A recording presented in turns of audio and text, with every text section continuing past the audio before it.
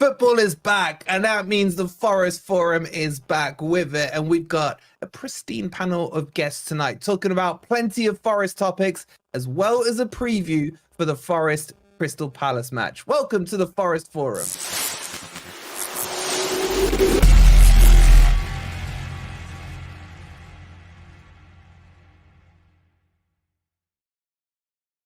Evening, everybody. Hope you're doing well, and welcome back to a live podcast. It feels like it's been a while. Get your hellos in the chat. Have you missed us, guys, or were you happy not to see us on your YouTube feeds anymore? Please don't forget to hit the like. Make sure you're subscribed as well. And we got a legendary panel on tonight, plus Rob. So we've got, sorry, Rob. Had to get a little cheap shot in off the bat. We got the boys from Talking Reds even. We've got Richard all the way from America, the man who doesn't sleep. How you doing, Richard? No, I'm doing good. I actually got some sleep today. I had a day off, so that's good. Do you know that makes me feel like warm inside, man? Because this guy gets you up at the crack of dawn every single podcast. Taskmaster. You should see that crack of dawn as well. Bloody hell. I know. It's a pitiful sight. Thank you for joining us, Richard. And for his second appearance as well on here, it's Greg. How you doing, Greg? I'm very well. Thank you very much for having me. It's great to be on here with my compadre, Richard. And I'm not used to seeing him at this time. As you say, for us, it's just gone 8 o'clock. And for Richard, it's just gone 2 p.m. over in Oklahoma. I am used to seeing him bleary-eyed first thing of Oklahoma morning. Oh, what a beautiful morning. What a good voice you got there, Greg. Yeah, he does. It's nice. Listen, I've just been looking at their channel. 717 subscribers. Guys, you know what to do. It's easy. The link is in blue for you in the title. If everyone goes and clicks that, let's get you guys to get them to 800 tonight, right? That's what, 83 of you who aren't subscribed. Make sure you're subscribed. They're very good at what they do. And thank you. To round off the panel, Roberto, welcome back, mate. Thank you. Pleased to be here. I miss league football. Yeah. I mean, the international English league football. Or the international break is really dragging on. And when you think for us, it's going to be another 4 days? It's too long. It's too long. Yeah. And there's another one coming at the end of November, mate. Yeah, well, good news on the appointment of Tuchel for any fellow England supporters. I know it's of no interest to you, but I think it's a cracking appointment. Scotland, mate. Well, it's better than Southgate. Good to see you guys in the chat. The legend Lemmy with the 22 months. Thank you so much. Evening, says Matt. Dan says he misses us. Bloody hell, you must have had a rough 2 weeks, Dan. Rafiq saying, Talking Reds in the house. They are indeed. Please make sure you go and subscribe. I'll be keeping an eye on the sub count and making sure you guys get it to 800. Good to see you, Neil. Good to see you, Gripper. Good to see you, David. All you guys are in the chat, and the lovely Jessica straight on it with the super chats. Thank you so much, Jessica, with the £5. Evening, that international break felt like it was ages, and it's still not Monday yet, says Jessica. Jessica, it's been killing me. It's been killing me having no football. We're nearly there. We're back into the regular routine. Thank you so much for the £5. And Sharky with the 26 months. Happy 2-year and 2-month anniversary, buddy. And we got the Geordie in the house as well. Get your hellos in, and we're going to crack on. So, for those of you new to the format, we've got 3 topics to discuss for you tonight. We'll be talking about, is Milenkovic the best signing in the last 25 years? That will be led by Greg. Then we'll be talking about Chris Wood, and should his contract be extended? That'll be covered off by Richard, with some dad jokes in there, no doubt, I believe, Richard. And then we've got Rob, who will cover off Morgan Gibbs-White and what do we do with our number 10. It's sounding like he's going to be out for the Crystal Palace match. Who can replace him, and where will they fit in? So let's get this one kicked off. We'll start with you, Greg, on the Milenkovic subject. Let me just sort these boards out. There we go. And Greg will be covering off best signing in 25 years. I'll get a poll going on the board. Let's see if you guys agree in the chat or not. If you don't, get who you think has been in there. Greg, the floor is yours whenever you're ready, buddy.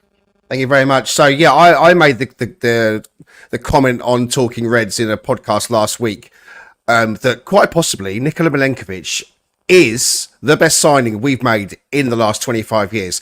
Now, I know that is a huge claim. Or is it? When you think that for most of that, we were in the Championship and we made some pretty dire signings. So you think a lot of those years is pretty easy to think, yeah, a lot of the signings we've made in the Premier League are better than that lot. So we're kind of going back to when we were last in the Premier League. So in the last 25 years, but what do you need to be the best? How do you determine who is the best? And someone once said, strikers win you games, defenders win you titles. And it's along those lines that it's got to be thinking about Nikola Milenkovic. It's the integration into the team, first and foremost. He's slotted in seamlessly into that back line, into an area where, let's be honest, Murillo had more partners than Strictly Come Dancing in the last year and a half or so. And so to have a settled player coming alongside of him was really, really important. Forest identified, as we all knew, it wasn't hard for them to identify, that we had problems at both ends of the pitches in terms of set pieces. We said time and time again on Talking Reds and other platforms, if we can just cut out a percentage of the goals we're giving away from set pieces, that's going to make a massive points differential. And in fact, we weren't scoring many from our own set pieces. He's come in with that aerial ability and the problem has been solved. We've gone from having the worst defence when it comes to set piece goals leaked to now being the best defence when it comes to defending against set pieces. The impact he's had on the team in that area cannot be underestimated. It's not just the impact on the team, it's the impact on the others around him, on the defensive unit, that partnership with Murillo that has flourished. Murillo had, some might say, a little bit of an iffy pre-season. But once Milenkovic came into the team after the Bournemouth game, let's not forget, he was missing for that opening game. Once he came in, it was as if they'd been playing together for years. So the impact on Murillo and the fullbacks has been immeasurably good. And we are now seen as a very defensively sound outfit. We're in our highest league position in the Premier League after 7 games for over 25 years. We are 10th on 10 points. Last season, we were 15th on 4 points. In season 1, we were 19th on 4 points. He's a massive part as to why we are in the position we're in. As I say, he didn't play against Bournemouth. I feel that he might have made a huge difference in stopping their goal late on. I'm not looking to throw any shade on Willy Bolly. I think he's a great player, but it's transformational with what Milenkovic has brought to Nottingham Forest. And finally, his leadership qualities are there to see as well. He doesn't need to be named the captain. He is a captain. He's a captain of Serbia. He is a captain in the Forest ranks. He has been a player that all the fans are now looking to in a to solidify, to move us forwards. Morgan Gibbs-White is a generational talent, great signing. Murillo, we didn't know what we were getting with him, so he's just turned out to be a fantastic gem. He's going to be sold for big money. Callum Hudson-Odoi was a bit of a risk, turned out to be a bargain. He's come good, it's paid off. But when we actually stack up where we are in the league with how we're moving forwards, I state the case that Nikola Milenkovic is the best signing Nottingham Forest have made in the last 25 years. Wow. Mic drop. Boys and chat, do you agree with what Greg is saying? I mean, that's a big, bold statement.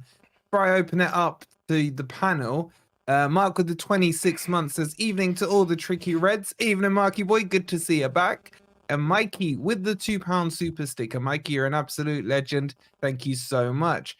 So, boys, Greg's saying best signing in 25 years. I think I just want clarification when we're saying since we've been up in the Premier League, or are you including the Frank Clark era in that, Greg? Well, no, I mean, the last 25 years, like I said, that did include 23 years of us being in the Championship. So, it's a very easy sweeping statement to say the best of the last 25 years, because I think even without thinking about any Championship players, Milenkovic beats them hands down. What I would put in an honourable mention, though, for Steve Cook, because when he came in that January of the promotion season, the impact he had on the team was a very big deciding factor, I think, in getting us up. So he was a great signing, but Milenkovic on another level. So for me, Milenkovic is the best signing we've made in the last 25 years, bar none. Richard, what do you think to that, mate? Yeah, I mean, if you weigh in all factors, right? So the first thing that Greg and I talked about in one of the first episodes we ever did was about our set piece debacle, and that set piece debacle led to 31 points lost, right? Based off of that alone. If you just take 30% of that and bring it back, look where we're at. I think we were saying, Greg, 14th, I think, in the Premier League last season, if we had solved that even by 30%. So by virtue of him coming in, is it a bit of a spurious correlation? Do we know unequivocally it's all about him? No, but it definitely seems to, it can't be a coincidence that he comes into the side, and not only is he playing lights out football in that defensive back line and helping us solve that set piece issue and flipping the script on it, but he's also providing probably leadership, tutelage, mentorship, whatever you want to call it, with Murillo, who's seemingly gotten a little bit better in terms of how he manages things airily, and he's setting things up better. You can just see how he does that when we get into a set piece scenario. And as Greg said, when we were looking at a profile of guys that were roughly 6'3" to 6'5", 6'6", in that range, roughly 22 to 25, 26 years old. We got a 26-year-old guy with 56, now more than that, but 56 caps at the time for his national team, who had played an amazing amount of hours of football at a senior level for Fiorentina since he was 19.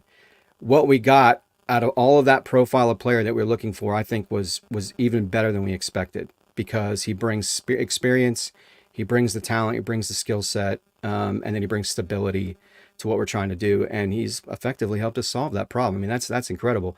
Last 25 years, you can make the case, because look at the immediate impact. Yes, Murillo came into the Premier League and was phenomenal right away.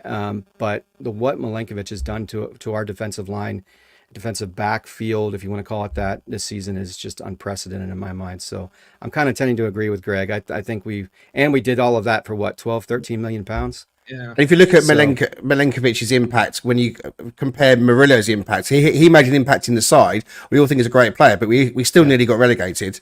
And Absolutely. Morgan Gibbs-White coming in season 1, season 2. Obviously, I know that there's context to be added with a lot of players coming in, and Gibbs-White's been a great signing for us. And there are a lot of people out there who still think there's a lot more to come from Morgan, and I think so too. But in terms of just what Forest needed, what we've actually needed, and what we got what we needed. So Forest have been quite shrewd, and the profile that a player Richard talked about is right. We looked at several players within that that kind of height area in terms of aerial combativeness. We signed David Carmo as well, and we sent him on loan to Olympiacos because he's going to be the one that comes in to replace Murillo. So when you've got David Carmo in alongside Milenkovic, I mean, that is also going to be a great pairing, I think. But right here, right now, yeah, I think I've convinced myself. I've been convincing myself for the last week about this, and I thought about it even more and more and more. And that's not me throwing shade on any of the other players. I mean, we've made some very good signings as well as him, that have come good. I mentioned Murillo, Morgan Gibbs-White, and Hudson-Odoi. Alanga's had spells. He's a bit up and down, and there are others as well. Sells came in and fixed a big problem for us last season. I'm not saying he's up there as one of the best signings, but he's had the impact we needed him to have. So, but I just think for the impact he's made so far and for where we're going, in the direction we're going, Nikola Milenkovic. Yep. They put convincing points, Rob. I've got a few counter ones, but before I jump in, I just want to hear your thoughts on it. You agreeing with Greg on this? Well, I think... And chat, can I just say to the chat as well? If you don't agree with it, chuck me in some names in the chat on who you think's been the better signing in the last 25 years. Go on, Rob. Right, so after 6 appearances, I think it's a little early to make such a sweeping statement. I do share your enthusiasm. What I like about Milenkovic is all of his, let's say his metrics, right? If you were on Championship Manager and you set a filter for the player you want, he's 27. I like that. I like the fact that he's kind of at his peak. He's not one for the future. He's not past his best, but we've signed somebody that's at the peak of his game. He's 6'5". He's a proven international captain. So it's literally, if we were going to drill it down to the exact player we wanted, we definitely got him. So I'm very pleased about that, especially the leadership qualities. And I feel that next to Murillo, he's completed the jigsaw in the defense. Now, in terms of who is the best signing, obviously the 25 years is kind of nonsense because it's going to be someone from the last 2 or 3 years, really. We're not thinking of people that we signed in League One or in the Championship. So, of the signings that we've made, there's 7 or 8 that are really key signings. Now, in terms of who's the best signing, are you taking into account the transfer value paid and the valuation now? Is that a factor, or are you looking purely at impact on the team? So, for example, Chris Woods had a huge impact on the team, the goals he scored, but he was 19 million. Morgan Gibbs-White, possibly our best player, 30 million, right? I would say if you're going to look at it as a signing, as a value for money, you cannot go beyond Hudson-Odoi and Aina, both of whom were free, right? In fact, if you said to me who is the best signing of the Premier League period that we're in now, I would say Hudson-Odoi, because he was basically next to nothing. He was either like 1 or 2 million. He was effectively free, and I think that was a fantastic signing for the money. I agree, and you know what, Rob, you're absolutely right. One thing I missed off my little crib sheet was value, and that was me dropping the ball. You're very, very right to mention value. Aina was free. I think we paid Hudson-Odoi 3 million or something, but Milenkovic at 12 million is still an absolute drop in the ocean. And so, you know, when you throw in the fact he was at Fiorentina and the amount of comments were like, we ain't getting Milenkovic. There's no way we're getting Milenkovic and all that kind of stuff. You know, he's come with a little bit of a reputation already and actually has delivered on that. No one knew what we were getting with Aina. A lot of people were turned off about Hudson-Odoi, and those two have been, you are right. You are so right to mention those two players. And an argument could be made for them as well. But I just think in terms of where we are on the pitch now, we had Aina in our side last year, we had Hudson-Odoi in our side last year, and they were performing in a team that still nearly got relegated and still failed in a lot of games, and still lost a lot of 3-2 games that they shouldn't have done.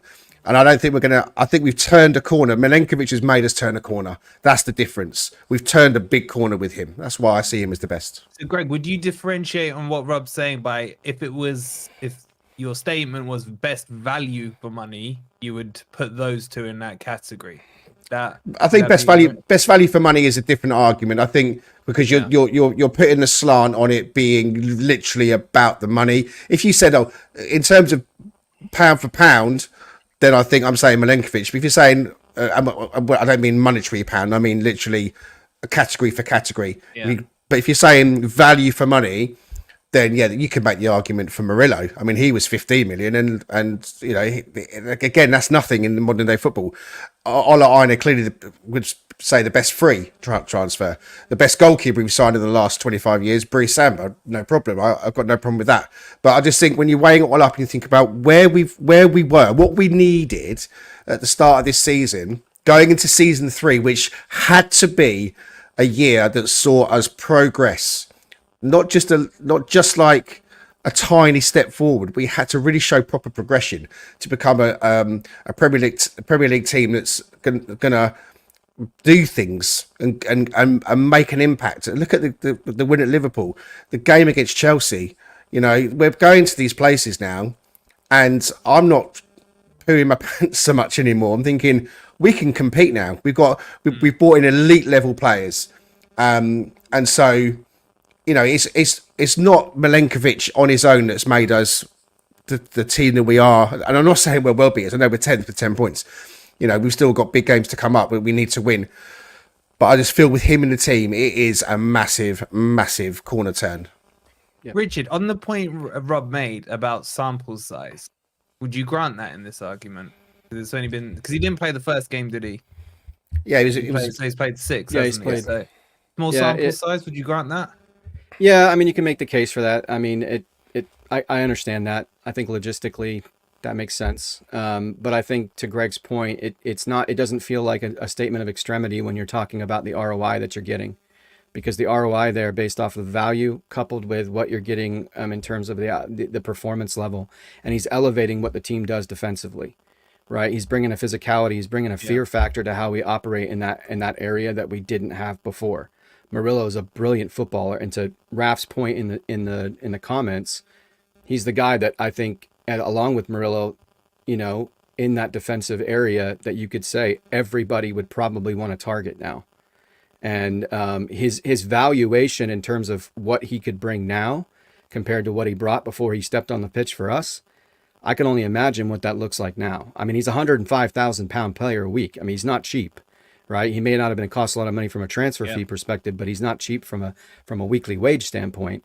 But I think we're getting that value, and it's only going to continue to go. There would have to be a massive injury situation or a massive dip in form for him to not be worth 4 times that much, 3 times that much by the end of the season.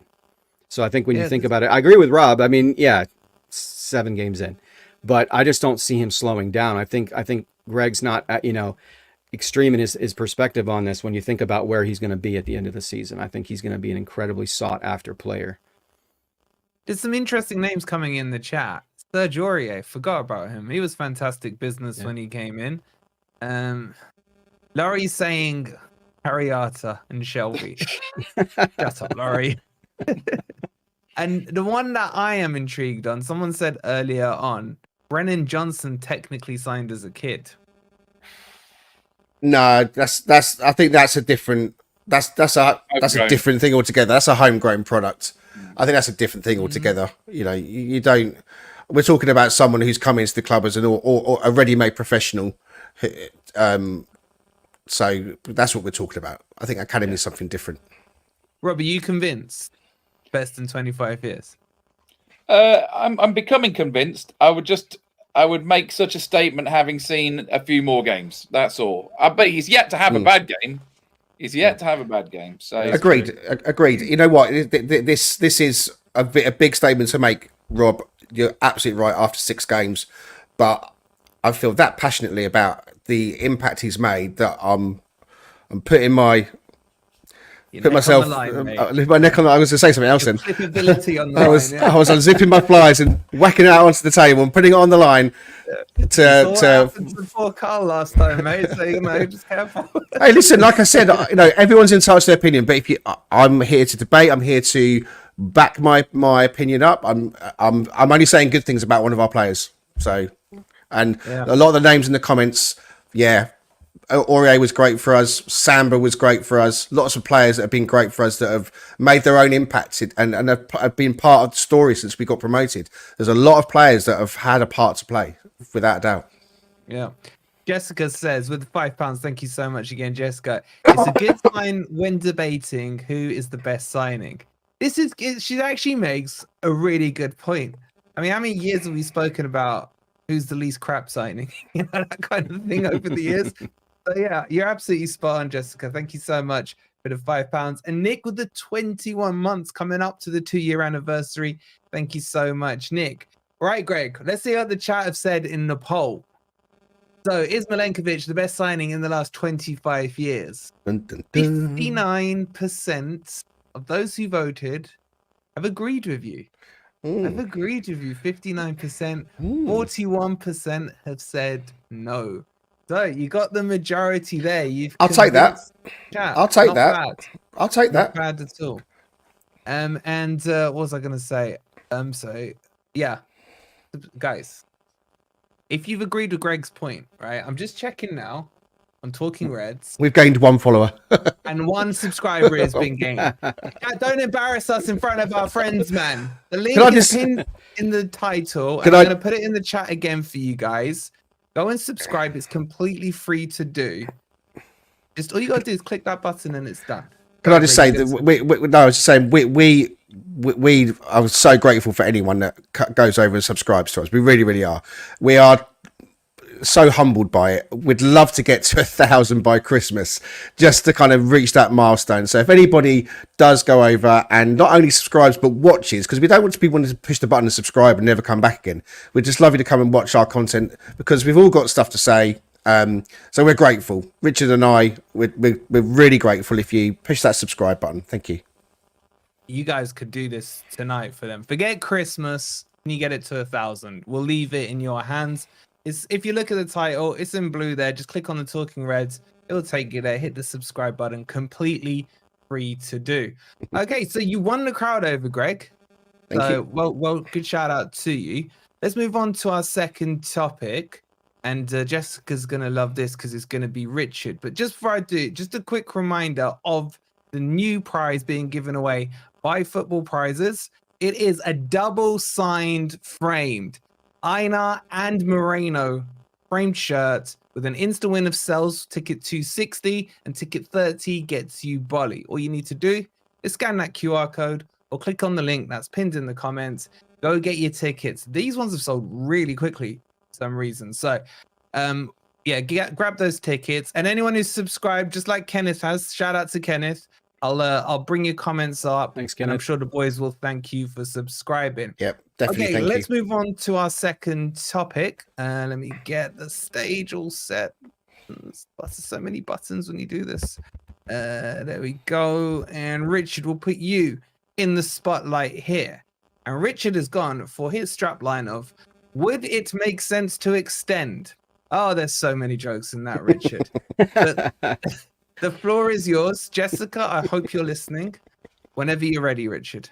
All right, buddy. Yeah, because I'm a father of 5, I can't, be averse to a good dad joke. So we went with a little bit of a pun here with Chris Wood, but let's be real. It's one of the key areas that we have been concerned about since the offseason.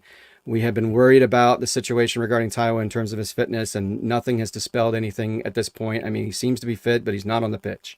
So the guy that we turn to, the one of the most sure firing individuals in the club is one Chris Wood, and he's 19 goals in all competitions in the last 2 seasons, including this season, obviously. Was it 20? I thought it was 19. Sorry, in that range, including 14 last year in the Premier League, 15 in all competitions last year. He's in the 97th percentile for his conversion rate when it comes to the amount of shots he takes to the goals that he scores.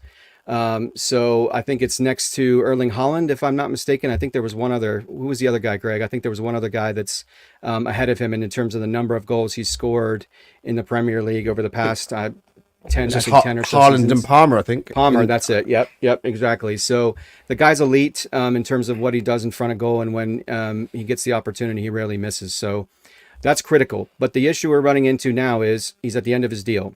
So we've got to make a decision.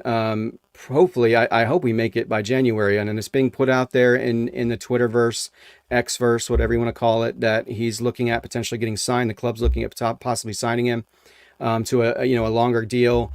I think at this stage, from my perspective, we need to look at a 2 to 3 year deal. And here's why. Everything I just mentioned in terms of the metrics, without him last season, we would have been relegated. So it's essential to keep him in the foray when it comes to goal scoring and playing that position, that true number 9. He's got his limitations, but ultimately he's still only 32, turning 33 in December. He wants to play till he's 38. Can he do that? I have no idea. We'll see. But I think 2 to 3 years makes sense, because otherwise we're potentially risking losing him to a Saudi team, for example. And we have to look at the possibility of bringing in a younger striker that we can develop, because it feels like at this stage, based off of what's unfolding in front of our eyes, Taiwo is not a part of the picture anymore.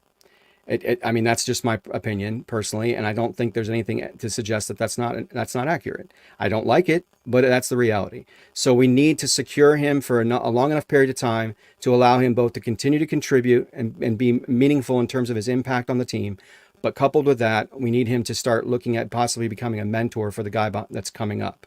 So if we can secure someone that's a younger striker, potentially a developmental guy that we can start allowing him to mentor, I think that's incredibly valuable. Coupled with, like I said, just the output. The output can't be argued, and that's not slowing down thus far this season. I mean, how many other Callum Hudson-Odoi scored? I'm trying to remember who else has scored besides Chris Wood. I mean, he's dominating our overall goals secured this season. So it's just got to be done. And the transformation for him in terms of where he was at and the sort of resurrection that he's had as it relates to where he was at with Cooper and prior with Newcastle to where he is under Nuno. And Nuno doesn't seem to be going anywhere. So I think he can only continue to get the best out of him. He can continue to be a massive contributor to the success of our football club. Okay, so what do you guys think? I've got the poll up for you. Would you extend Chris Wood's contract? Yes or no? I'm pretty sure I know which way you guys are going to sway in the chat, but in the chat, write down the number of years because I think that's probably a key talking point. Rob, kick it off with you. Thoughts on what Richard said there? There is absolutely no scenario where you wouldn't want Chris Wood locked down until at least the end of next season, right? Even if you bring in Omar Marmoush or somebody like that, you're going to want him as cover, right? I mean, if you look at all of the other areas of the pitch, take central midfield, for example. We've got 7 central midfielders and we can manage with 4 unavailable for the next game, right? And look at central defence. You know, even if Murillo or Milenkovic got injured, you've got Morato on standby. Omar Bamidele, remember him? We've got cover in every area. So risking not having Chris Wood is bonkers. Now, you know, I don't think he's kind of a journeyman like Tony who would jump at going to Saudi or whatever. My real worry would be that if we don't, if we let him go, he's going to end up somewhere like bloody Leicester, Everton, or Palace, and he would score against us, and he would supercharge one of those teams, right? So we must not allow that to happen. I like this guy, by the way. So it's putting me off. No, absolutely extend. And I keep hearing like, oh, he's 32. The type of player that he is not the sort of player where, once he loses his pace, he's gone, right? If you look at someone completely opposite, like a Jermaine Defoe or whatever, like once he's lost his pace, he's not the player that he was, right? But I've seen plenty of top-level strikers go on practically to 40 years old. I always mention Ibrahimovic, Giroud, people in that mold. I think Harry Kane is going to go on as well, right? So I see Wood as being one of those. So I don't think that... And also, if you look at him, I think he's in peak physical condition, which is not what I could necessarily say for his strike partner.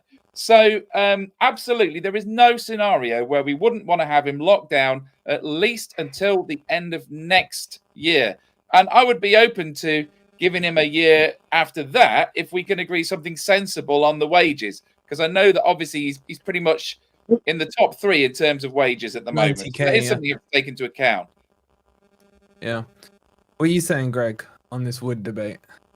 It's impossible to argue against any of what Rob and Richard have both said already.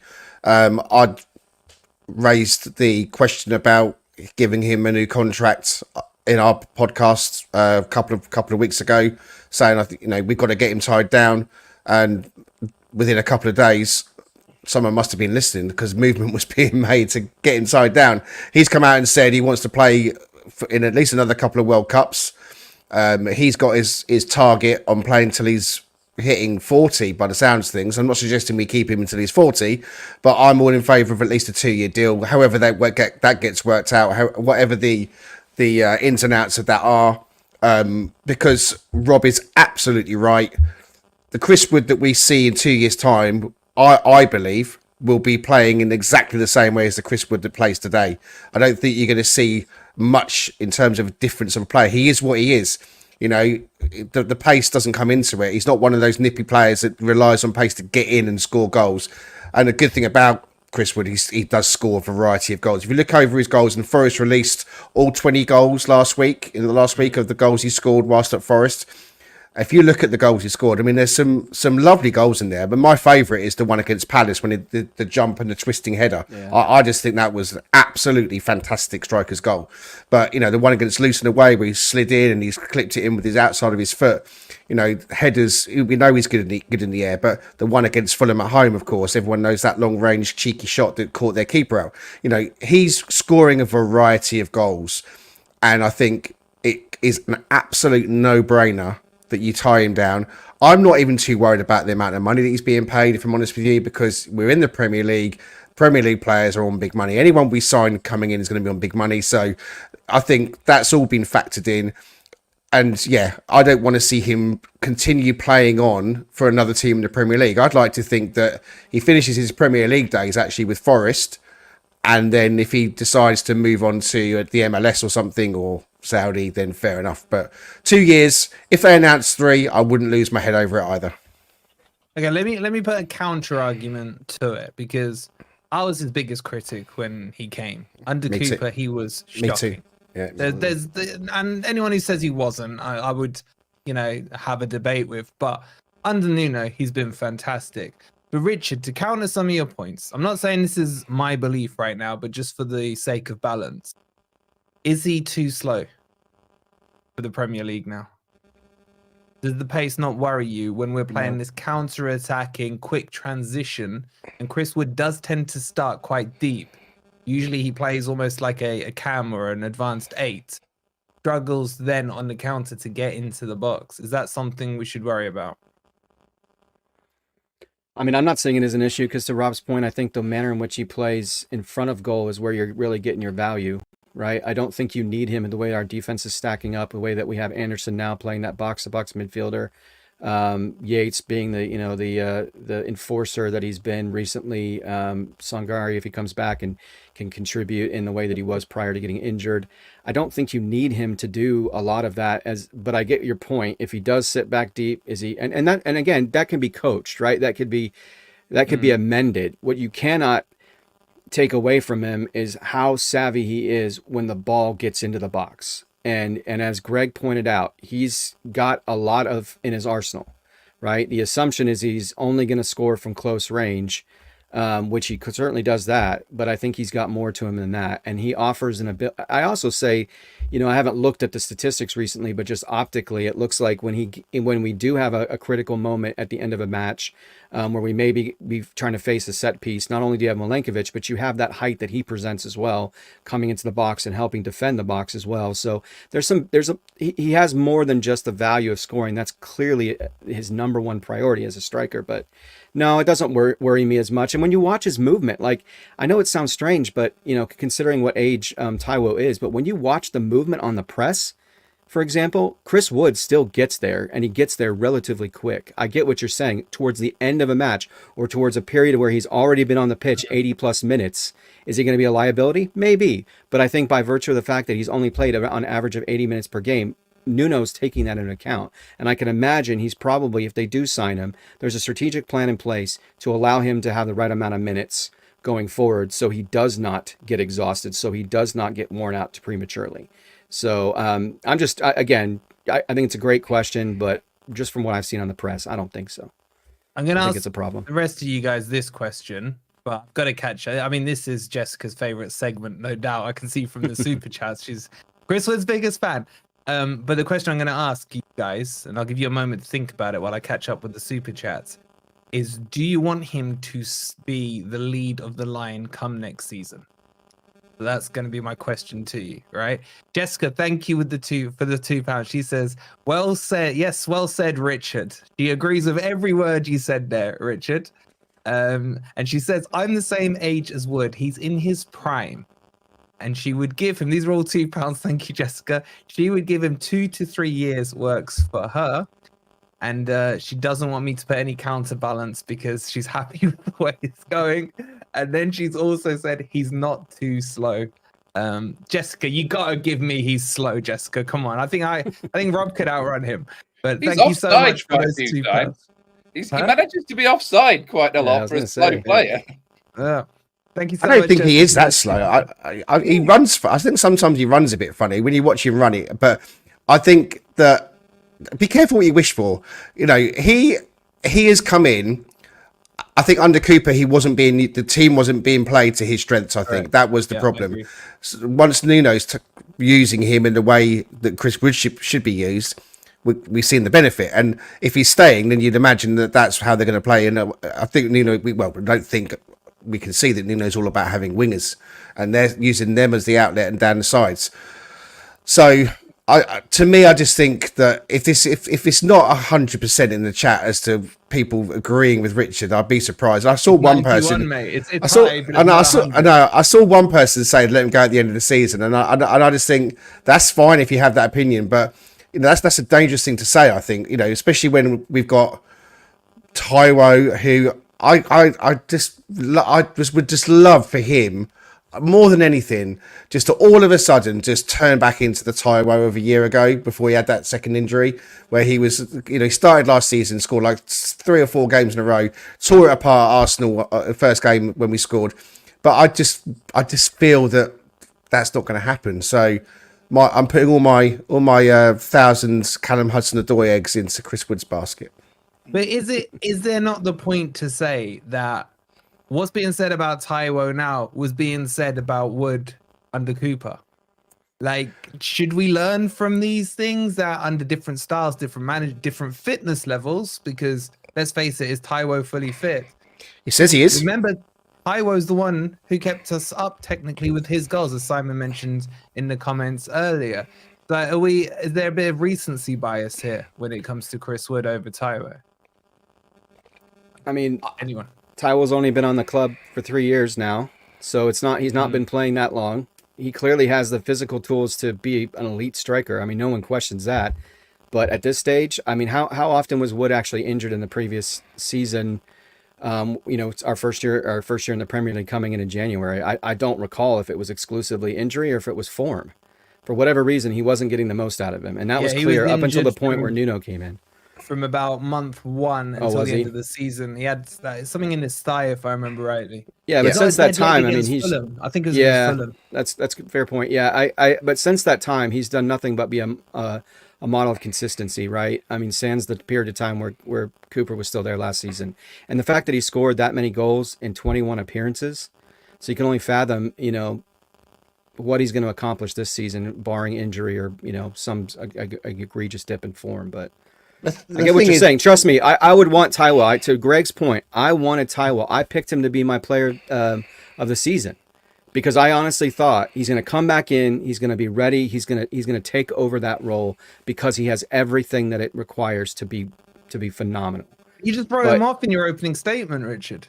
I know, but you said he's done. I think he is. He's not playing even when he's supposedly fit.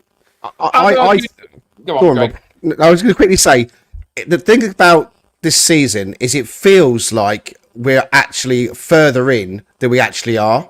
We're only 7 games in. Yeah. It feels like we're actually about 20 games in, and we're not. These international breaks, which have always been there, but for some reason it feels like they've just taken a lot out of us.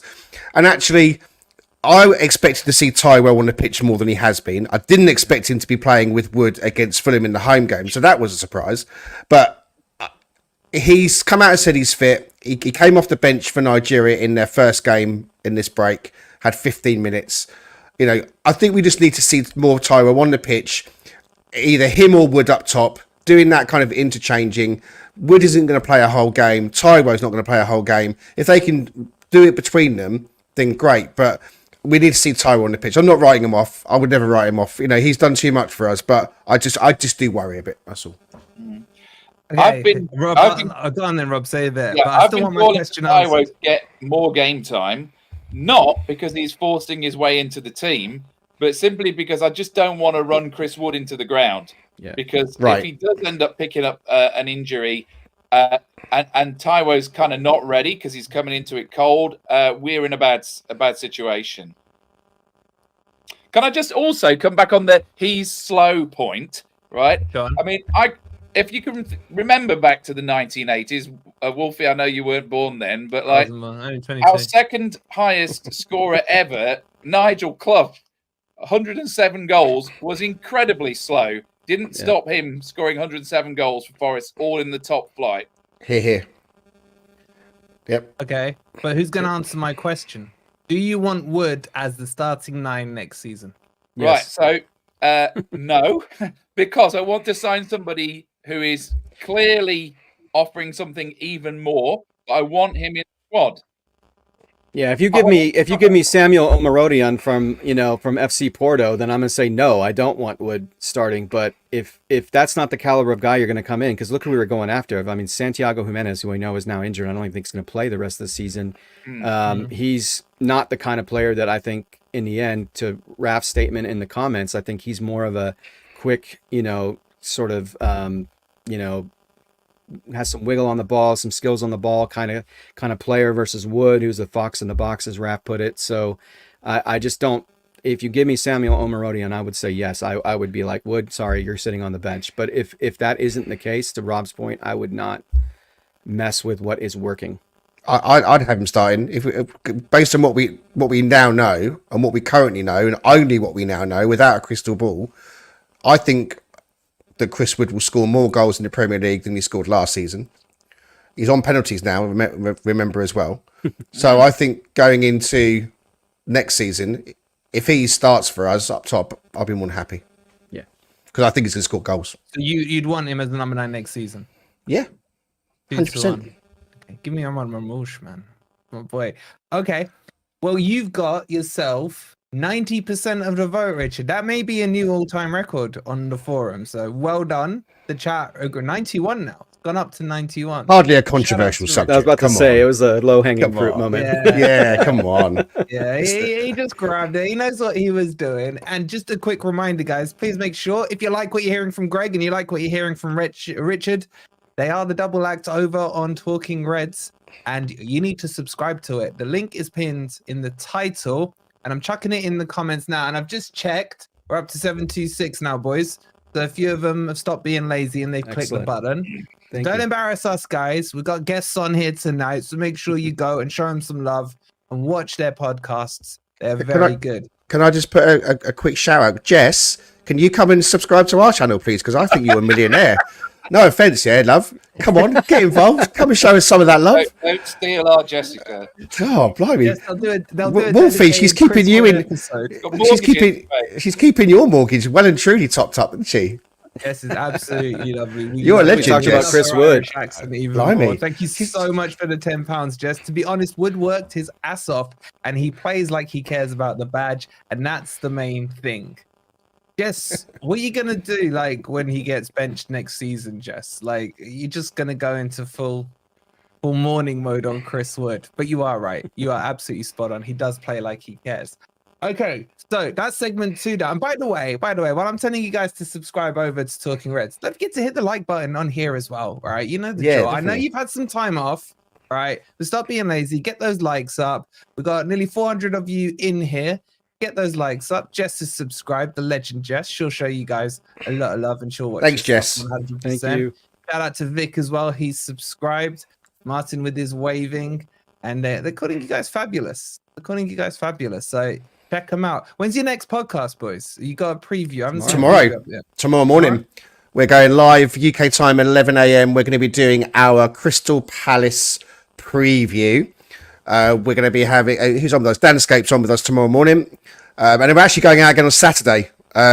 We have our The One With series back as a chap called Gary Cumberland coming on.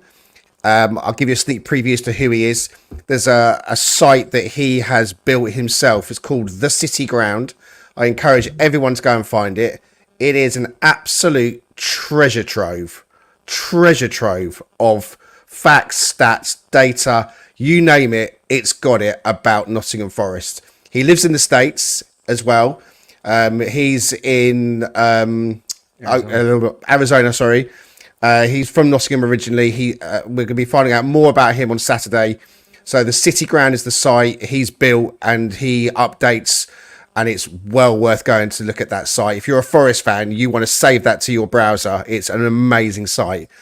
So yeah, he's coming on Saturday. Man, if Monk is watching, he will love that. He's so into the history and his pictures. Check him out. It's all there. Well. It's brilliant. So fantastic. Right, we're slightly behind schedule. You guys still all right for time? Still got Rob's section, then we got the preview to do. Yeah, we're up 729. Good on you guys. Keep subscribing. If you're new to Talking Reds, go check them out. That sounds brilliant. But Richard, he's getting you up at 11. What the hell time's that going to be tomorrow, mate? I always get Richard up, don't worry. 5. Wow. All right. Poor Richard. Oh boy. All right. Yeah. Let's get on to 5 o'clock in the morning. 5 a.m., mate. But yeah. Sorry. All right. We've got to talk about this because this is a pressing issue now for this weekend. Everyone's seen the video from Brittany about Morgan Gibbs-White and his cast. And we don't know when that was, just to clarify. We don't know when that was. But the talk is, some are saying he's out for 2 games. I've still heard little whispers that he might be okay, but can't start this weekend. We don't know for sure. But I assume, Rob, we're going to talk about what we do in the instance here where Morgan Gibbs-White is out. We've seen it once before, and Nuno changed to a 4-4-2. Didn't work out. So, Rob, floor's yours, mate. How to cover MGW. Right. So, yeah, we've had various discussions on this channel about Gibbs-White, whether he's been on his A game since the start of the season. He did have the game out suspended, but now we are in the nightmare scenario where we might need a kind of midterm solution to him not being available. One thing's for certain. If he is going to feature against Crystal Palace, don't expect Nuno to tell you about it in the press conference. In fact, don't expect any useful information out of Nuno, because he'd really like to keep his cards close to his chest in terms of player availability. So right now, we've got no idea whether we're going to be coping without Gibbs-White or not, but I think it's worth considering what we do if we have a long period without him. So the options fall into two categories, which is basically, do you play a different formation, or do you keep the regular formation and give somebody else his role? So going through the other formations first, I think the worst option was probably the 4-4-2 that was tried against Fulham. Don't want to see that again. But obviously, starting with both Taiwo and Wood, I think that's the only time we've seen that formation, certainly from starting from Nuno. We've closed out a couple of games like that. So I would rule that one out. The second one would be something like a 4-3-3. Now, what this would do is it would suit the fact that we don't have any number 6 available, because Sangare is also out. So you'd be playing 3 central midfielders. You'd be having Wood, and then maybe Elanga and Hudson-Odoi either side of him. Sounds great in principle, but I'm thinking, how often have we tried that? I think that we started with that away against Brighton last season, and it was awful, right? So I'm not really, maybe with some different players, that's an option, but that one's not really shouting out to me. Another one, and don't jump on me for suggesting this, would be a 3-5-2. Now, I'm not talking about the reinvention of Cooper Ball here. I'm saying that if you were to... 3-5-2 doesn't need to be a defensive formation, right? I would like to see more of Morato, okay? If you bring in Morato alongside Milenkovic and Murillo, a triple M defense, you could then have Moreno and potentially Nico Williams on the right and use them as attacking wing backs. It's something, that's the way that we used to play before with wing backs. Obviously, the downsides of this is there's nowhere in the team for Aina, who's potentially our best fullback. He doesn't really suit that. Also, there's no room in the team for the wingers. So I'm not really sure that that's a great option either. Maybe a good one for away. So if we move on to how would you do things if you keep the 4-2-3-1, which is really Nuno's signature formation, this would be my preferred option because everybody knows their job in this formation. And I think we have actually sorted out the defense as a back four now. So I've identified 5 possible players that can fill in that number 10 spot. Some of them better options than others. Now, probably the one I favour the least would be Sosa. Sosa did actually start in that position in the Newcastle game. I'm not sure I would start him now, okay? Next one would be to have Dominguez there. The thing about Dominguez, I'd say he would suit a more pressing style, and he would be about bringing in other people. So you'd want to have the right people left and right of him, because his job would be to basically go in, win the ball, and immediately give it to somebody who's going to do the damage. The 3 options that I like the most, I think we have to consider whether Hudson-Odoi could play as a number 10, right? Now, we've seen him play on the left. We know he's right-footed, but we've seen him play on the left. His signature move is maybe getting a little predictable. We've also seen him play on the right. Why not play him in the middle?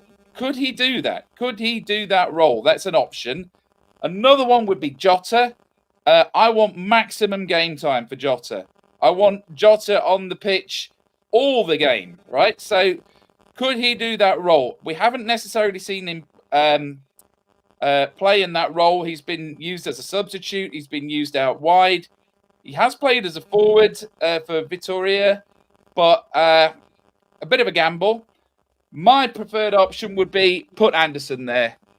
I was actually calling for that from the start of the season. I think Anderson is a cracking signing. I think he's possibly overlooked in terms of best signings because he was, in theory, quite expensive. We should obviously, I always mentally deduct the 22 million that we got for Vlachodimos from his transfer fee. So I don't consider that he really did cost 35 million. I would say he cost a net 13 million. Anderson, for me, has shown a lot of versatility. Now, he's been playing as a deep-lying 8, where he's been winning the ball and bringing it forward, but he was used on the left as well. I think he's the full package. I think he's been very creative. We're yet to see a goal from him, but he's been decent in the air and clean in the tackle. So for me, and moving on, segueing nicely into what are our teams for the next game, we all had to pick a team. We agreed in advance that we all had to pick a team for the Palace game that didn't have Gibbs-White in it on the basis that he's not available. So you'll see various solutions, but for me, it would be keep the system that's working for us. Everybody understands their job, and you slot Anderson in there and, give him a few games and see how he does there. Okay, so this is going to be an interesting debate because this is a headache debate. Just before we get into it, let me just quickly catch up with the super chats. Scottish Forest guy with the £2. He says, don't need 5 minutes. Only need one word. Jota, he says. Good word there. Good word. Thank you so much for the £2. Chris says the options are Chow, Jota, Elanga, and he would go with Chow, Jota, Elanga, and Wood. So he'd play Jota in the 10. And the lovely Jessica with another £5. Way too generous, Jessica. Thank you so much. She says, we're at home against Palace. All we need is a strong attack. So Jota, Chow, Elanga, and Woody. Shark Horish put Wood in there. Thank you so much for the £5, Jessica. Right. Sorry, and one more here from Simon, the legend, with the £5. He says, great seeing Greg and Richard on FFTV. Talking Reds is a top channel, despite Greg's music intros for Richard. Oh, really? I thought that was like one of the most attractive parts of it. Although we might shelve them because we can't make any money whilst we start putting out copyrighted music. So not that we're in it for the money, by the way, but no, the theme tunes are one of my favourite parts, Simon. Yeah, worry, it's the thing that wakes me up, Simon. That's what it does. It puts Simon to sleep. Thank you so much, Simon, for the £5. You absolute legend. Okay, I want to get into this one. So, boys, you've heard what Rob's had to say. We've got a poll up in the chat as well. It's a bit different because it's not do you agree or not with Rob. It's who should be in the 10. So Jota's winning at the moment with 55% of the vote. Anderson with 35% of the vote. Dominguez has got 4, and change formation completely is got 6%. Which one of you two wants to kick back at what Rob said first, boys? I'll start just quickly to jump in and say that I think when we had Gibbs-White out with the red card against Fulham, Nuno did get it wrong. That change of formation, that change of approach didn't suit us. It was working, some might say, to a certain extent. It was 0-0 at half time. We weren't getting battered, but we did end up losing the game, albeit to a contentious penalty. I think Rob is absolutely right. Sticking to a formation that is tried and tested, which is the Nuno way, is the way forward. That back four, for me at the moment, picks itself with Aina and Moreno alongside Milenkovic and Murillo. For me, it's got to be Yates and Anderson in the midfield, because I think what I'd want to see is don't make as many changes. If you just take Gibbs-White out, put someone in to replace him, then everyone else is in their settled position, and actually we're not making more than the one change. So for me, the number 10 has to be the main man with the eyebrows, Jota Silva. I agree with you, Rob. I mean, as soon as I saw him against Newcastle, it took me about 5 minutes to make up my mind that this guy is talented and he's got an awful lot to give in terms of energy, in terms of him being after the ball. I think he's really good in the number 10 role. When I was at Brighton, he came off the bench, started on the right, wasn't getting into the game as much as I'd like. As soon as he went into the middle, into that slot, he just changed the game. He set the goal up. And in fact, late on, it turned out to be offside, but again, he got released. He is the terrier in that number 10 role that I think can make the difference. Keep Anderson in next to Yates, Alanga and Hudson-Odoi, and I think, get as many minutes for Jota Silva at the moment. Full home Premier League debut starting on Monday night, and I think, lots of us will be very happy. You got some Jota goggles on there, mate. I don't blame you. I don't blame you. Richard, I'll bring you in just a second. Quick shout out to Sharky with the £5. Says Rob earned out 5 cents. Interesting. And then there's some speculation going on here from Jonathan, Rob. Rob's definitely wearing the same jumper as the last forum. Can we raise some funds for him? Speculation. Rumors begin. And then Mark's asking you, Greg. He goes, I noticed Greg hasn't been asked to co-DJ with Rick at the Trent now for the Christmas do. How do you know I haven't been asked? Oh, Mark, there you go, mate. Wow. My DJing history is well known in many circles. And then just a quick reminder, because I've checked, they're up to 730 subscribers now. So we need a few more subscribers. Make sure you go and follow the Talking Reds. Have you got the website for the City Ground guy, matey? Let me just WhatsApp it to me. I'll put it in the chat. Yeah, 1 second. I'll do that. 1 second. So Richard, what are you saying then in this 10 position?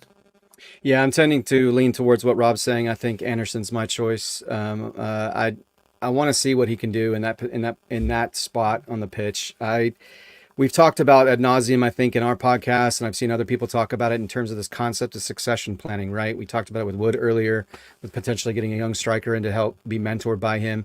I don't want to see Morgan Gibbs-White go anywhere. He is unequivocally my favorite player since Stuart Pearce. I think he brings the same energy, brings the same expectation, the same work rate, the same commitment to excellence. Mm-hmm. And has he got a lot more in him? Absolutely. But that aside, I really feel like Anderson is another guy that's just waiting to become elite as a player. And the fact that he can do just about anything. I think the guy could play left back, right back. I mean, he could probably play anywhere you want him to play because that's the kind of guy he is. But I want to see what he's capable of doing because I think he's got the ability to move the ball in tight spaces. He's got some attacking prowess to him. I mean, you've seen the goals that he scored. Granted, it's a different league with Bristol.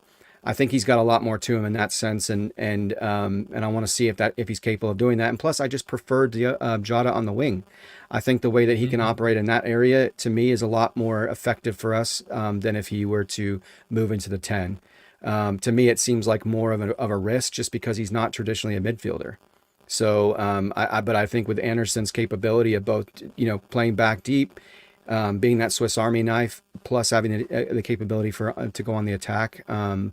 Definitely think he's more capable in that role than I would see Jota in that role. I'm leaning with what, and I just want to see it. Like I said, I just want to see it to see if it can function and work even remotely successfully. Because heaven forbid, if someone comes in with a ridiculous offer for Gibbs-White and it just cannot be passed up by the club, even if he'd prefer to stay here, which I think he does, and I hope he does. The reality is we've got to figure out what else we have in this club to not supplant him, but to come in after him in that succession. Yeah, and Rafiq, we'll come on to your question about then who goes in the 8 because we'll show you their teams in just a second. There's the link for the guys that are asking, cityground.com/home.php. If you click on that, you can go check out their guest. He's on Saturday, you said, boys, yeah? He's on with us on Saturday morning. We're going with him. It'll be a 1:30 UK time episode live. Yeah, looking forward to that one.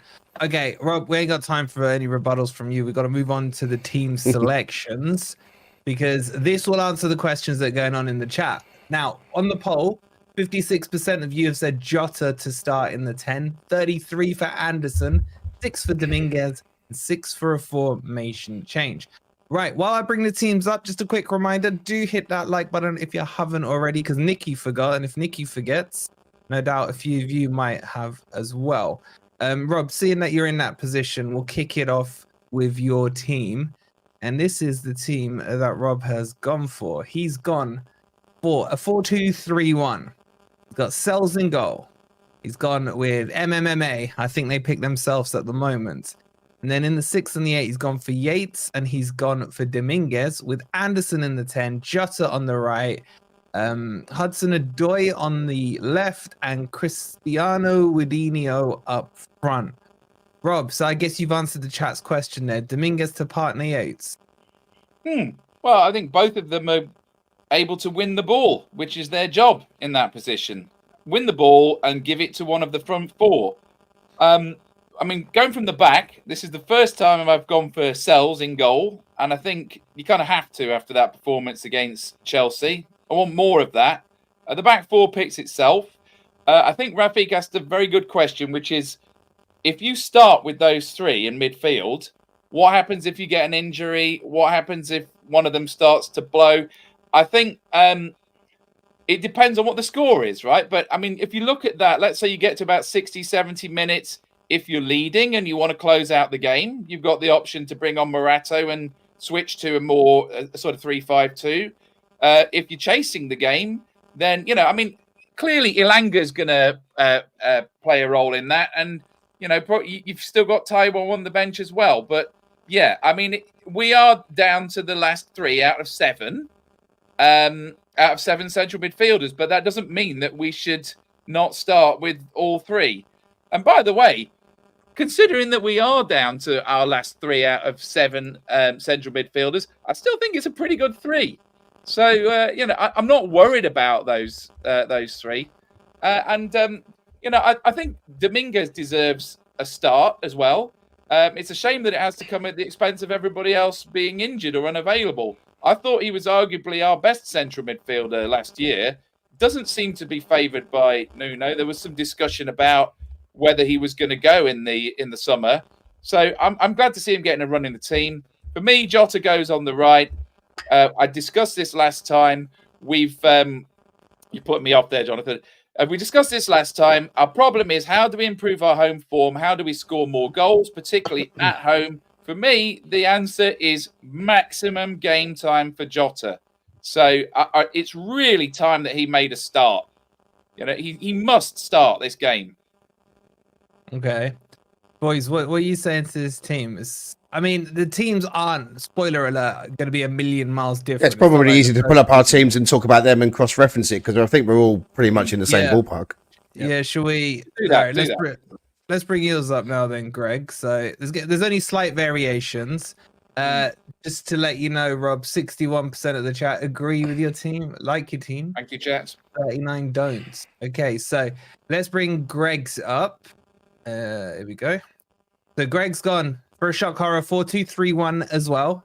He's gone for, it will surprise you here, Sells, Moreno, Murillo, Milenkovic, and yes, you guessed it, Aina.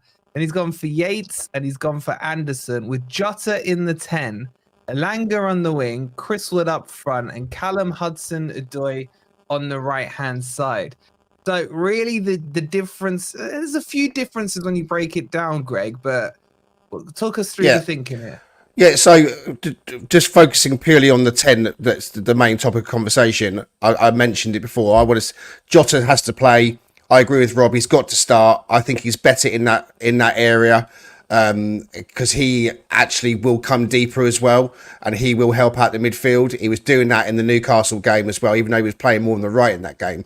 No, he will track back. Elanga, I know, has been a little bit hot and cold, but for me, at home, under the lights, 8 o'clock, City Ground, Elanga, Hudson-Odoi, with their energy and pace, I really feel that that's the best way forward. Just a footnote to that as well. Nigeria obviously had a really difficult second match when they were holed up in the Libya airport for hours and hours and hours. I'm hoping that there's no real knock-on effect to the likes of Aina and Taiwo Awoniyi. But if it meant that Williams started ahead of Aina, I wouldn't have a problem with that. I do think Aina's the better player, but Williams had a very good international break for Wales.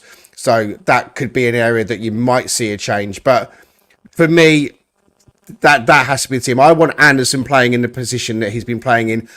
I agree with Richard. He has to be given an opportunity at some point in that 10, but I'd feel more comfortable with Anderson playing in the 10 if we had James Ward-Prowse available with Yates, because I agree with Raf that we need to have some insurance on the bench. And now I love Dominguez. Everyone knows I love Dominguez, and I agree with you, Rob. I think he potentially is. I could be our best midfielder as an 8, that is. But I would hold him back for this game as a bench option. I think that team's got balance, and I think that's a 3-0 win. Wow. Straight up 3-0. Okay, Richard, let's bring your team up as well. Again, slight variation, same formation. Richard, you gone for a 4-2-3-1. And it's going to be a surprising back 5 here, no doubt. Sells. Moreno, check. Murillo, check. Milenkovic, check. And Aina, check. And you've gone for Yates, and you've gone for Dominguez. You've gone for Elanga, Anderson in the 10, Hudson-Odoi, and Wood up front. So your real change here, I think if I'm right, Jota. you've got Elanga instead of Jota. The rest of it's pretty much spot on with Rob's. Yeah, let's see what you think about this one. But give us your reasons why, Richard. Well, I think from a balance perspective, I mean, Greg brings up a good point, in terms of the depth that we might be lacking in that midfield area, right? So if you get, 3 solid, consistent midfielders on the pitch at one time, what is your alternatives coming in?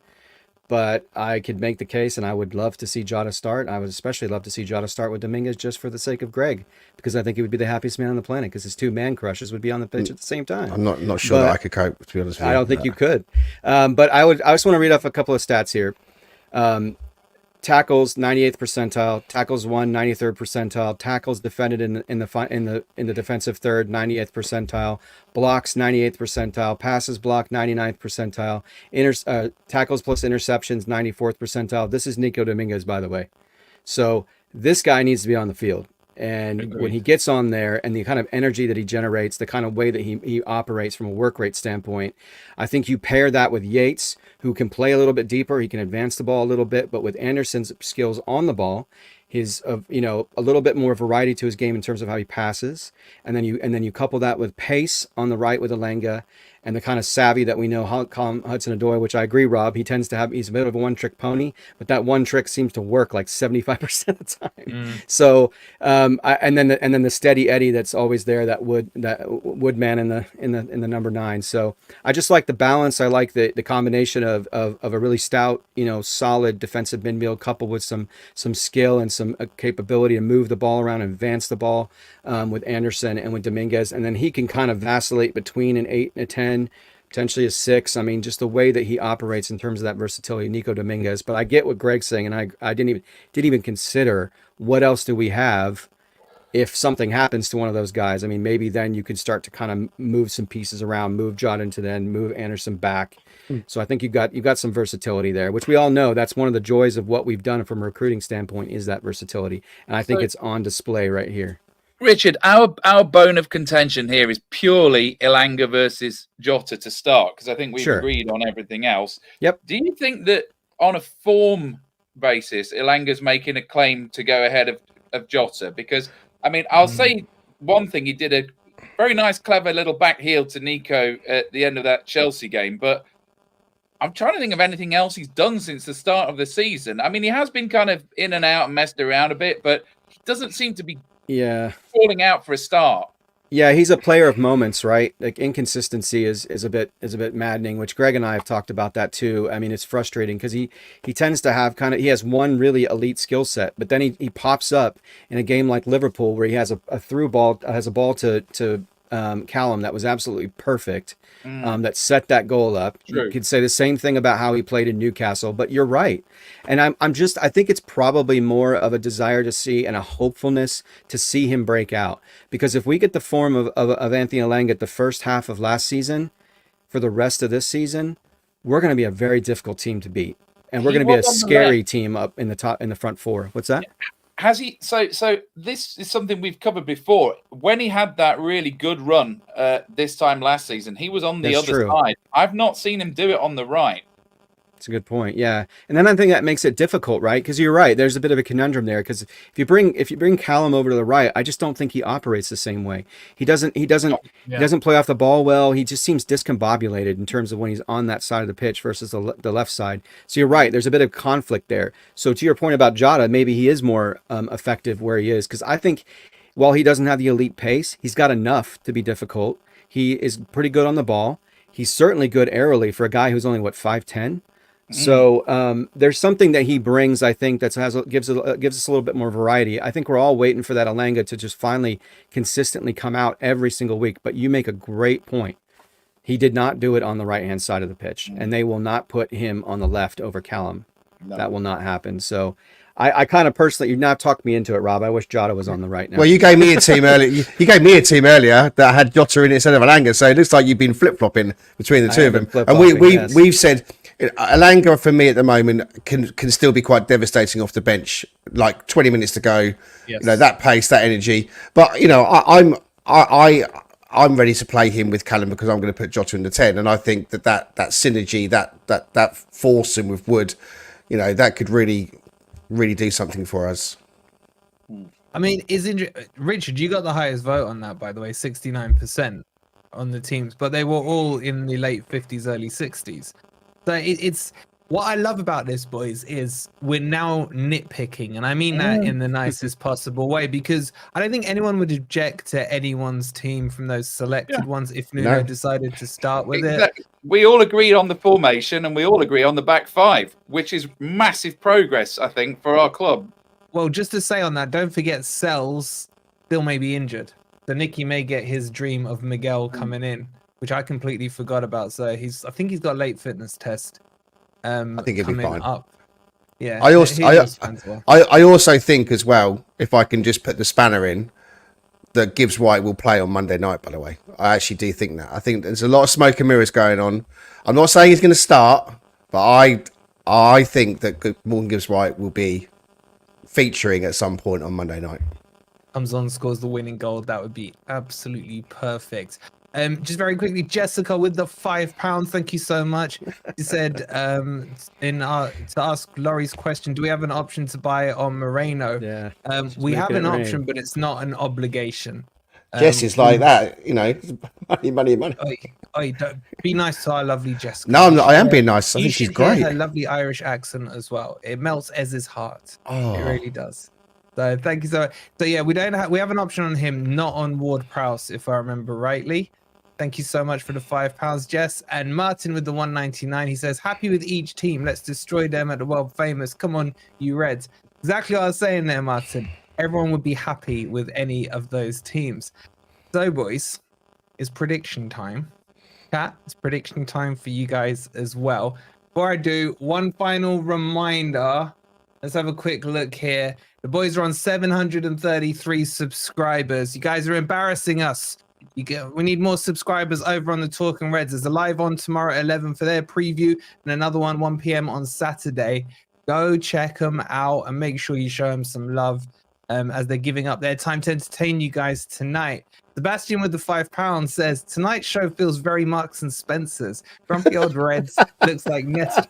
Oh, great work, lads. Thank you very much, Sebastian. Is that a compliment, Marks and Spencer's? I was like, where are we going with that? Is that good, bad? No, it's a comment on my wardrobe. There's nothing to say. Wait a minute.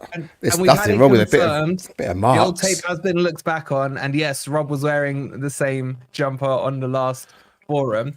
I just want to say congratulations to Owen as well. I'm excited. Got my framed Nuno shirt arriving tomorrow from Football Prizes. Congratulations, Owen. Owen, do us a massive favor. Show us a picture of it when you get it so we can share it with the rest of the guys. And if you want to be just as lucky as Owen, their giveaway this week is, if I can quickly find it, is the double signed, framed Aina and Moreno. With Sells as an instant win with ticket 260 and Bolly with an instant win ticket number 30. If you want to be in for a chance to win that, scan the QR code or click on the link that's pinned in the comments. And let's get into the predictions. Let's go rounds clockwise. Rob, what are you saying? The chat feel boisterous. I'm seeing a lot of Forest victories in the chat. What are you saying, Rob? Well, good time to play them. Right, I mean, they're kind of bottom of the table. The manager's fighting for his life. I think they just haven't coped with the sale of Elise to Bayern, I think it was. I don't think Nketiah was a great signing. I hope he doesn't give us all egg on face. Dare I say, I think we can win this one, and I think it could be a 2-0. I think it could be like, you know, the Villa or the West Ham game last season where we make heavy work of it. We're probably sort of defending a 1-0 until late on, and then we pop another one in. Let's hope it's that. I don't think we're going to lose this one. You know, we have these kind of head-to-heads where we seem to have a real problem with bloody Bournemouth and Fulham, but like Palace, I think it's 1 win and 3 draws since we've been back in the Premier League. We haven't lost to them. It sounds better. We haven't lost. Yeah, to them we haven't lost to them, so we'll make hard work of it. But I think we'll win, and I think it will end up being 2-0, and it might look better afterwards than it feels at the time, because they've got some quality there. You know, Eze is a fantastic player, but I just think they're out of sorts because they've lost the big man Elise, and I just think Glasner is possibly lost the dressing room because they're just getting decked every week. There's talks Moyes might be coming in if he keeps messing up, but we'll see. What Richard, a what are you turnaround, saying, though. man? How are you feeling? Yeah, I'm with Rob. I'm going to go 2-0. I'm going to say we've got to get out of this rut that we're in from a home form perspective. And so I feel like we're going to be energized to do that. And I'm going to go 2-0. And I'm going to say, in honor of Jess and her wonderful generosity tonight in our discussion around Chris Wood, a Chris Wood brace. A Chris Wood brace. We're going to get, just like Greg said, we're going to get a Chris Wood header, a classic striker goal, and then we're going to get a Chris Wood penalty. I'll take that. I'll take it, but I don't know. I'm worried. Go on, Greg. What are you saying? Well, I said it earlier. I said 3-0. I stick to that. I think that us kind of going in on this match day game week last, because we're Monday Night Football, we've had the Saturday games and Sunday games. We get a little bit of extra time with the players coming back from the international duty. Anderson scored a goal for the under-21s. Woody got a couple of goals as well for New Zealand. You know, I just think under the lights, Monday night, the home form needs rectifying. 3-0 is a result that's going to put to bed that we've got a problem with our home form. We're long overdue a scintillating half of football, and I think we're going to get that. I think we're going to come out the traps. I think we're going to get an early goal. Chris Wood definitely is going to score. Jota's going to score, and Milenkovic header at the back post. Bosh, 3-0. Wow, you sold me it. You sold me it. The one thing I don't want to happen is Eddie scoring a goal, because this chat will rip me a new one if he scores after how bad I've said he is all summer. So that brings us to the end of the Forest Forum. Guys, in the chat, as always, you've been amazing with your comments, cracking me up while I'm trying to keep a serious face while the boys are discussing stuff, you little sods you. Please make sure you go and show some love to Richard and Greg over on Talking Reds. I thought they've been cracking tonight. I'll put the link up again in the chat for you, or just click on the blue bit in the title. Boys, I want to say a massive thank you for joining us tonight. And I'll be tuning in to watch both the streams on Friday and Saturday. So thank you again, boys. Any closing words from your end?